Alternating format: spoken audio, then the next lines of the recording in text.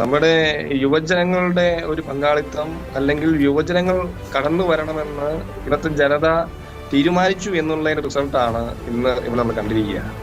കാരണം നമ്മുടെ യുവജനങ്ങൾ പങ്കെടുത്ത മുഴുവൻ സീറ്റിലും ആ യുവജനങ്ങൾ നല്ല ഭൂരിപക്ഷത്തോടെ വിജയിച്ചു എന്നുള്ളത് തന്നെയാണ് പ്രത്യേകമായിട്ട് പറയേണ്ടത്. നമുക്കറിയാം, ഈ ന്യൂനപക്ഷങ്ങളോടുള്ള പ്രത്യേകമായിട്ടുള്ള അവഗണന ഇവിടെ തിരിച്ച് അറിയുവാൻ സാധിച്ചു, നമുക്ക് അറിയാൻ സാധിക്കുന്നുണ്ട്.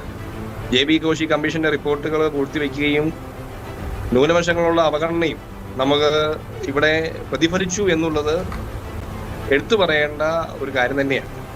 അതേപോലെ ഏറ്റവും പ്രധാനപ്പെട്ട ഒരു കാര്യം എന്ന് പറയുന്നത് തന്നെ യുവജനങ്ങൾ എവിടെ മത്സരിച്ചോ അത് ജനങ്ങൾ ഏറ്റെടുത്തു. ഇത് മുന്നോട്ട് വരുന്ന നിയമസഭാ പാർലമെന്റ് ഇലക്ഷനിൽ വരെ ഈ യുവജനങ്ങൾക്ക് കൂടുതൽ പങ്കാളിത്തത്തോടെ ഊർജ്ജത്തോടെ മത്സരിക്കുവാനുള്ള ഒരു പ്രവണത സൃഷ്ടിക്കപ്പെട്ടു എന്നുള്ളതും കൂടെ ഇവിടെ കാണാൻ സാധിക്കും.